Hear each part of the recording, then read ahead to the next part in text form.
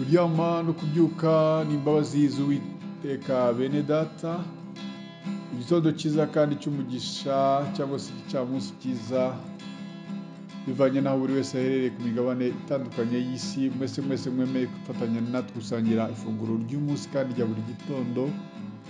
Insanganyamatsiko ya none kuwa 23 Gicurasi mwaka wa 2025 kuwa gatanu iragira iti mbese iyaduhaye Yesu Kristo yatwima iki? Mbese iyaduhaye Yesu Kristo yatwima iki?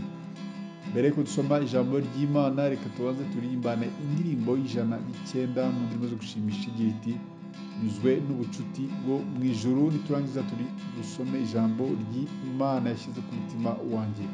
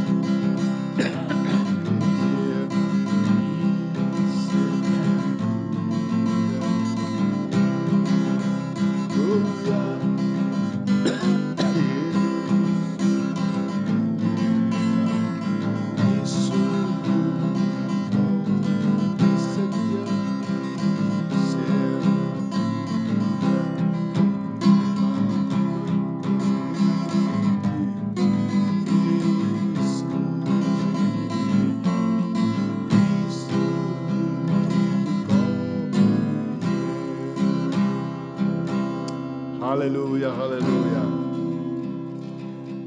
Ni muri ibyo aravuga ngo nyuzwe n'ubucuti bwo mu ijuru bene data, nisunze umukiza ukomeye, ngize ihirwe mbonye umunezero, nisunze umukiza ukomeye. Arangira avuga ngo niseguye amaboko yawe Yesu, singitinya, nisunze umukiza ukomeye. Nezezwa nuko Yesu anyobora, nisunze umukiza ukomeye.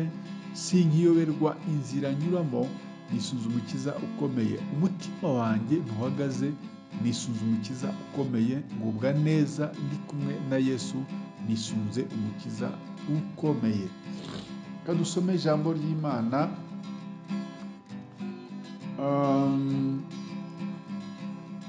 Andiko Pawulo yandikiye Abaroma ibice 8 duhere ku mirongo 32 tugeze ku mirongo 34. Haravuga ngo mbese ubwo itimanye umwana wayo ikamutanga ku bwacu, twese izabura ite kumuduhana n'ibindi byose?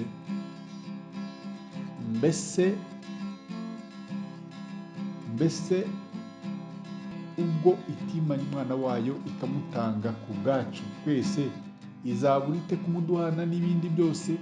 Ninde uzarega intore z'Imana? Ni Imana kandi ariyo izitsindishiriza. Ninde uzaciraho iteka? Ni Kristo Yesu kandi ari we wazipfiriye, mbese akaba yarazutse ari iburyo bw'Imana adusabira. Ninde wadutandukanya n'urukundo rwa Kristo? Mbese ni amakuba cyangwa n'ibyago cyangwa no kurenganywa cyangwa n'inzara cyangwa no kwambara ubusa cyangwa no kuba mu kaga cyangwa n'inkota? Nk'uko byanditswe ngo turicwa umunsi ukira, bakuduhora twahwanirijwe n'intama zimbagwa. Oya, ahubwo muri ibi byose turushishwa kunesha n'uwadukunze, kuko menye neza yuko naho rwaba urupfu cyangwa ubugingo cyangwa abamarayika cyangwa abategeka cyangwa ibiriho cyangwa ibizaba cyangwa afite ubushobozi cyangwa uburebure bw'igihagararo cyangwa uburebure bw'ikepfo cyangwa ikindi cyaremwe cyose, bitazabasha kudutandukanya n'urukundo rw'Imana ruri muri Kristo Yesu umwami wacu.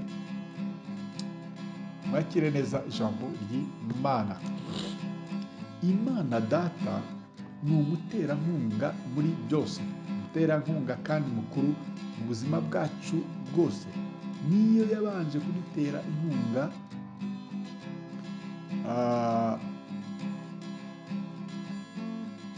yo kuduha umwana wayo w'ikinege, kugira ngo umwizera atarimbuka ahubwo ahabwe ubugingo buhoraho.